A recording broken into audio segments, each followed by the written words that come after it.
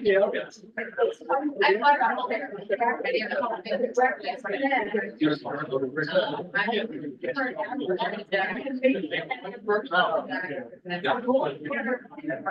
You would start off what?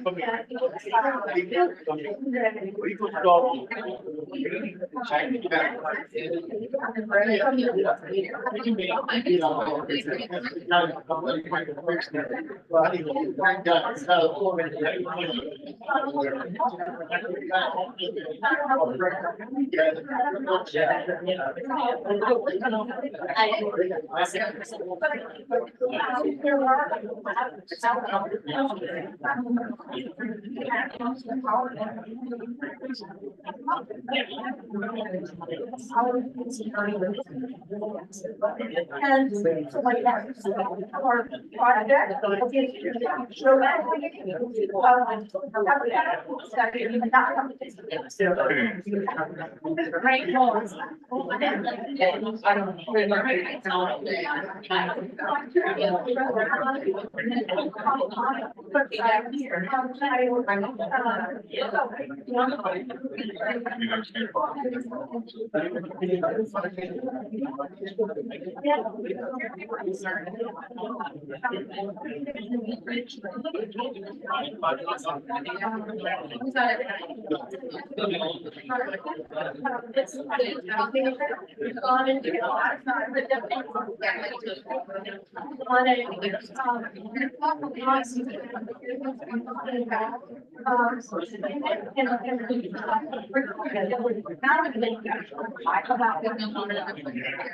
I would love it.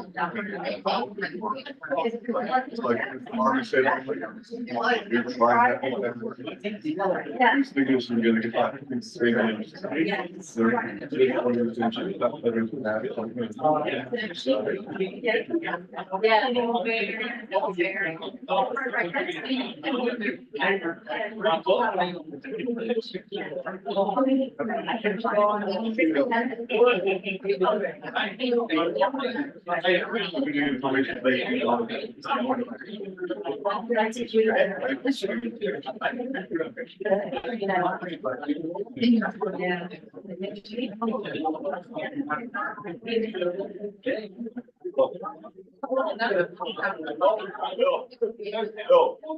Take care, guys. Thank you, sir.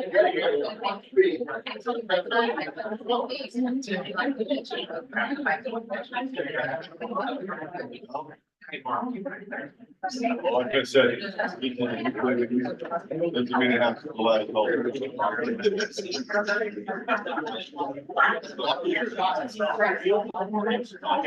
Yeah.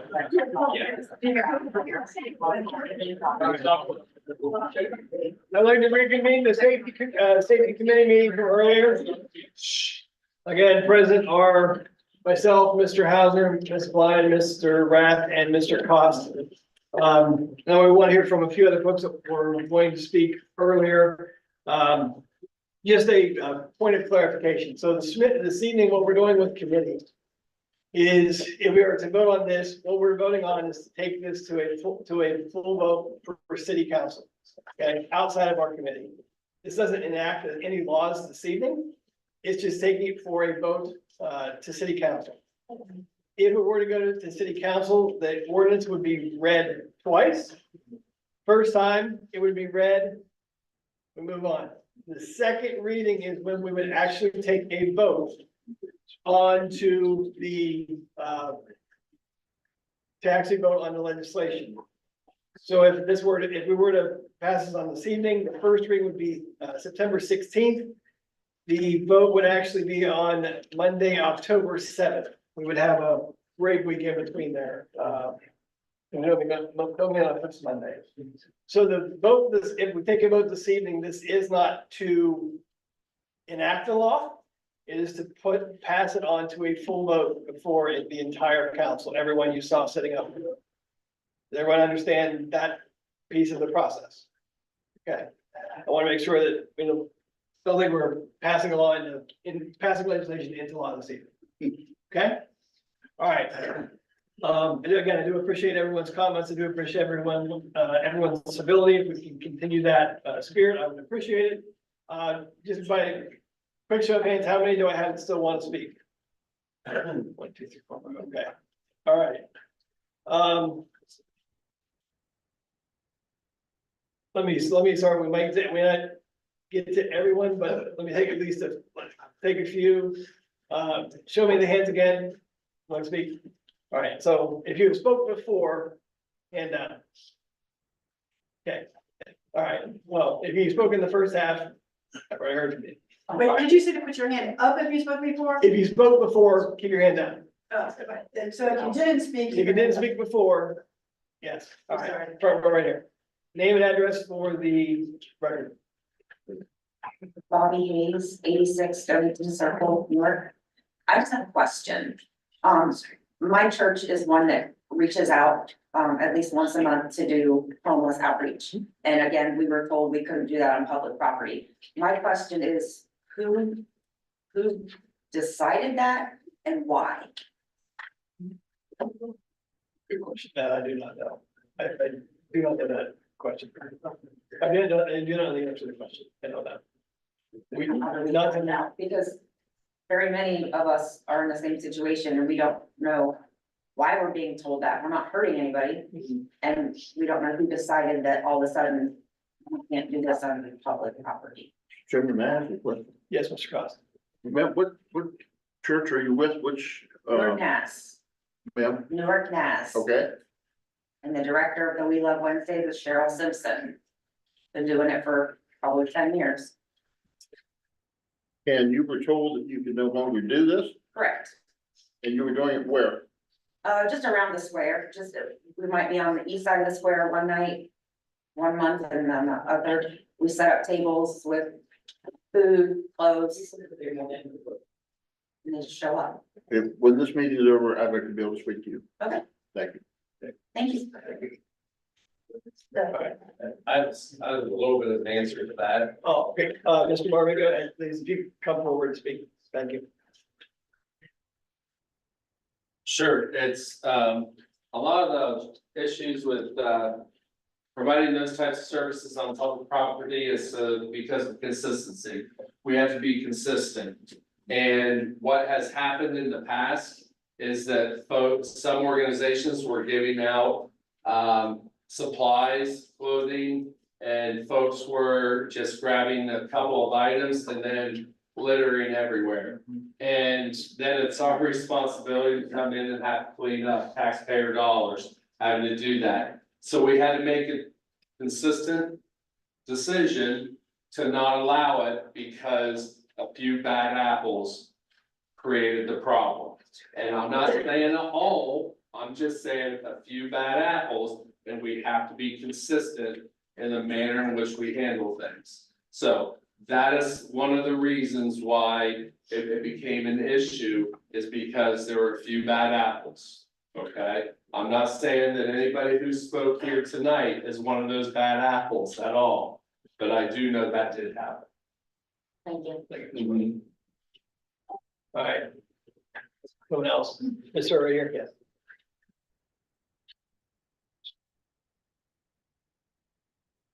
My name is Cliff Wardenby, 5703 Lincoln Dollar Road.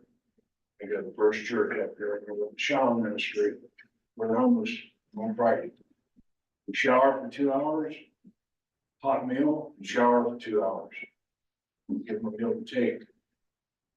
We supply clothes. We have several organizations, nonprofits that have donated to us. I would put the invitation out to anybody that wants to come down and see what we do. We would be happy to have you. We have not had a single problem as far as anything. These people come in, they're grateful for a shower, they clean the shower.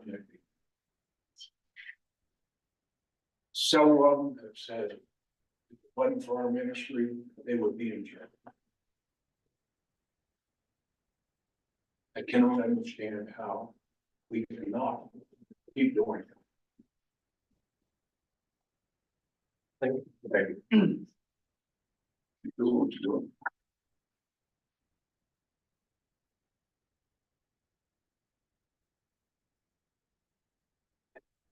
Name and address for the record, please. Absolutely. Good evening. My name is Stanley Frankart. My address is 230 37th Street. This is Clinton, Ohio. However, I do serve and work here in the Licking County area, as well as 10 other counties here in the state of Ohio. I just wanted to first take a moment to affirm each and every one of you for all of your service, your diligence, your hard work. I can tell with heavy heart that you are here having these conversations. I do not make light of it. I understand it takes a lot of time, a lot of effort, a lot of energy, a lot of thought into these kinds of conversations. And so thank you for all of that in your service to our community. I do want to give a little bit of context to the numbers that I'm going to share, because I think that was a big conversation for this evening, is talking about what are some viable solutions. One of the comments that was spoken about was it's hard to do certain things in Albuquerque and compare that to here in Licking County with a population of 50,000. So I'm going to share a little bit of numbers of communities here in the state of Ohio that are doing supportive housing programs with a population in the ballpark of 50 to 70,000, and they're doing that successfully. There are 10 different counties in which I serve in. Those are Richland County, Muskegon County, Knox County, Coshocton County, Guernsey County, Wayne County, Holmes County, Ashland County. Licking County and Muskegon County. So, Knox County is 63,000 as of the Census Bureau. Coshocton County itself is 36,000. Ashland County is 52,000. Muskegon County is 86,000. Guernsey County is 38,000. And the city of Zanesville specifically is 24,000. City of Mansfield specifically 47,000. Lancaster specifically 41,000. Canton 69,000. That's where I live. Figured I'd include that number. Newark is 50,000. So the cost of what it costs per month to house somebody in Ohio, just in Ohio, is $1,877. For instance, the survival budget alone in 2022 was $30,000. That's just to survive in Ohio. What we're talking about is criminalizing individuals because they make neither one of those. And I understand that we're not saying criminalizing homelessness, but when we're talking about having minor misdemeanor offenses for camping in public places, I was an individual who was justice involved at an early age. I myself went through all of the systems, all of the processes. I came home at 26 from an incarceration at 16 years old. I came home at 26. My mother died while I was in prison. That was the only support system that I had. I came home and I was homeless. And because of that, I had to go through the program that I now supervise. I have 2 children, 3 and 2 years old, and a wife as well, and I'm a homeowner. But my wife has had to experience the same hardships that many people that we're talking about tonight have had to experience with no criminal history at all because of my personal criminal history. And so I just want to share with you that it's not only impacting the individuals that quote unquote have tense mental health instances, substance use disorders, but it's also their families, their children, their loved ones who haven't had any of those struggles in their lives as well. Thank you. Tell us what you said you work in 10 counties. What is it you actually? Yeah. I actually do supportive housing. So that's what I do statewide. And your name, sir? What's the program? It's through the Licking County Coalition for Housing. I work specifically with folks that are justice involved. It's only through the Community Transitions Program and the Returning Home Ohio program. We are not, unfortunately, we're not an emergency shelter kind of situation or a crisis hotline. We provide long-term housing solutions. And so we gotta operate within our parameters of our programs that we have, but we do lean into those programs and try to do the most we can with what we have. Okay. Can I ask your name again, sir? Stanley Franco. Thank you. Thanks, sir. Thank you. All right, give me a couple more. Ma'am, if you could, yes, yeah, brilliant. State your name and address for the record, please. Hi, my name is Gwyneth Kamara Huff. I do live in Granville, 445 North Pearl Street, but I work in Newark, so a lot of my taxes come to Newark. And I also do work within the county in the home visiting program. I'm a home educator for Early Head Start and Head Start. I work all over the county. And in fact, I was not aware that this meeting was happening, but just last Thursday, I'm gonna share and pass this along to you. I went to a training housed by Newark, Ohio, on homelessness and children in the state of Ohio, which, you may perception in your mind, oh, somebody's homeless because they've had a mental health issue, or they've had a drug issue, they've had a legal issue. Many children, you can look at this and you do what you want. But many people experiencing homelessness are employed. Many of them are employed full-time. I'm just gonna pass this on after I quote a couple things to you currently, in 2024. The Ohio Housing says that there are, 444,768 individuals, or 28% of renter households with extremely low incomes. So in order to be able to rent a house averagely in the state of Ohio to provide renting, the minimum to afford a 2-bedroom home is $20.81 an hour. We all know that even two parents working do not always make $20.82 an hour. So when you put that together, you find that it just becomes very, very difficult. There's no facts for people to put together. And one of the things that you have mentioned is there are some shelters, but there are no shelters for married couples with children. There are no shelters in Newark that will take them. If a woman has been abused by her spouse, she and her children might be able to get into no beginnings, but there is nothing currently here that will help those hardworking families who are married, who are trying their very best to stay together, to be able to be housed together. So that is a big concern of mine. 2-bedroom rents have risen on an average from $800 in January of 18 to $1,200 now. That's a huge increase. The wages have not increased in that similar period of time. Ohio evictions are also raising, and homelessness in Ohio has increased in 2023 by 6.9%, with rent prices increasing from 2020 until 23 by 24%. 40 out of 51 babies who are served in early care programs will go on to be full-term birth weight, but those who are not often end up in the NICU. Their maternal health problems, their ongoing health problems. I know for a fact that my agency serves homeless families here in Newark. I am very concerned, yep, that if we make it illegal, they get a misdemeanor, they'll never get into public housing. They'll never qualify for those programs that might help them.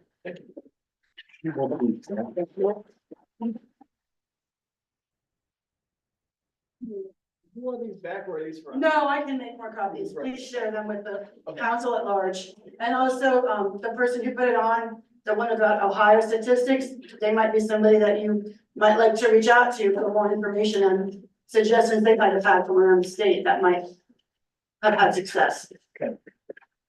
And we've had a lot of discussion this evening, a lot of eye-opening discussion. Does anyone have anything that's different to share than what we've heard previously? You spoke before you. You spoke before, I got you. All right. Ms. Anderson, would you come speak, please? I'll go you and then you're next, okay? Hi, I'm Melissa Anderson, 196 Fairfield Avenue. I did not come prepared to speak this evening, so forgive me for not having my thoughts organized. The first thing I want to say is the Salvation Army does offer housing for married couples with families. A little bit. There are limited rooms. However, I work for an agency that provides bridge services. That allow families to be in hotels while they're waiting for those beds at Salvation Army. Now, Mr. Marmy mentioned that there are CDBG funds that have been distributed to the community to help with homelessness. And I'm here to tell you that our CDBG funding was canceled this year. So we no longer have those funds available to provide those hotel stays. Could you identify your organization? Licking County Coalition of Care. That's why It's first floor. I'm saying Now, that. that being said, we were fortunate enough that we have another funder in our circle that stepped up and helped us to recover those funds. So we were able to continue those services. But I also know that CDBG funding was cut to other agencies that are providing those same gap services for people that are awaiting shelter space or awaiting transitional housing with the Licking County Coalition of Housing. And so saying that those funds from CDBG are helping the homeless, they are a little bit, but a lot of those funds are being reallocated to other things. So I wanted to share that. The other thing that I appreciated that you said was communication. I think communication is a huge problem between our city officials, city council, and our nonprofits that are working to be an answer to the problem. Our agency specializes in homelessness prevention. We help with rent and utilities. That is our primary goal, but that's becoming harder and harder for us to meet those needs in the community because rents are being raised and we can't even get close to helping people from getting evicted. And so we're struggling there.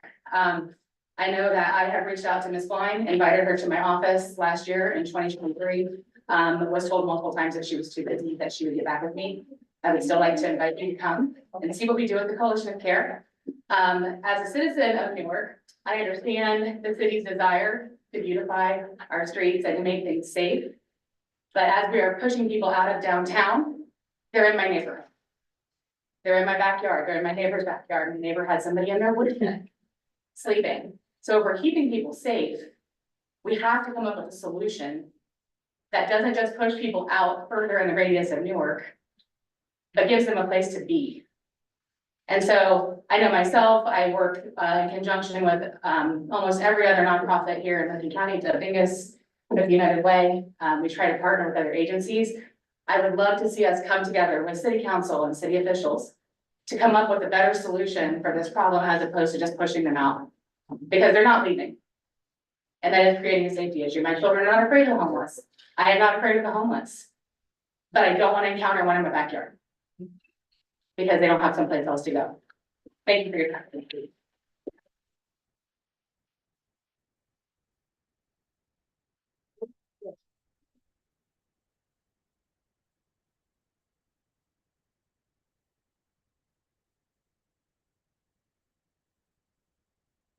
Good evening. My name is Walter. Last name is Zhang. Z as in zebra, A-N-G.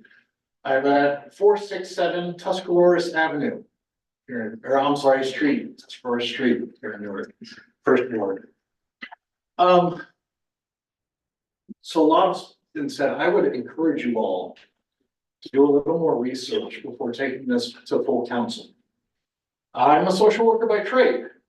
And one thing I learned is that other communities that enact policies similar to what you are proposing end up spending a lot in tax dollars that could go to other things. I encourage you to seek other solutions because they may be more cost effective. Personally, I live across the street from where the local school is knocked down. It's a vacant lot. Personally, I would love to see miniature homes in our community. It works in other parts of the world. If we can look at, as the gentleman from the Coalition for Housing said, other communities similar to ours and what is working in those communities, you will see that legislation like this is not the answer. And so I would just encourage you, I know Councilman Marmy mentioned earlier in years past, they've reached out or tried to reach out to the nonprofit sector. Please, the players and the game have changed. We have seen a changing of the guard with a lot of leadership in our local nonprofits. Please return to that conversation. A lot of us would like to be a part of it. Thank you. Thank you.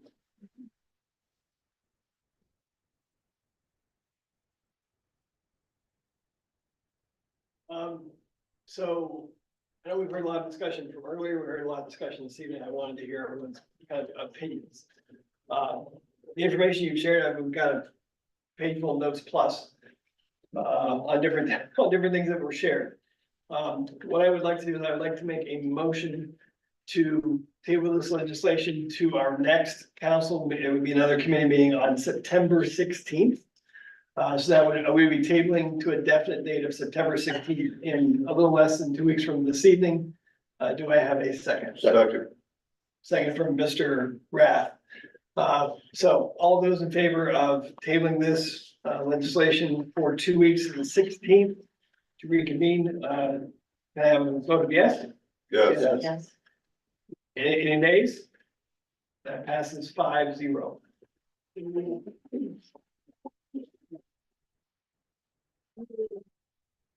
We'll continue and reconsider this legislation on Monday, September 16th. That will be during the community time frame, and starting at 5:40 p.m.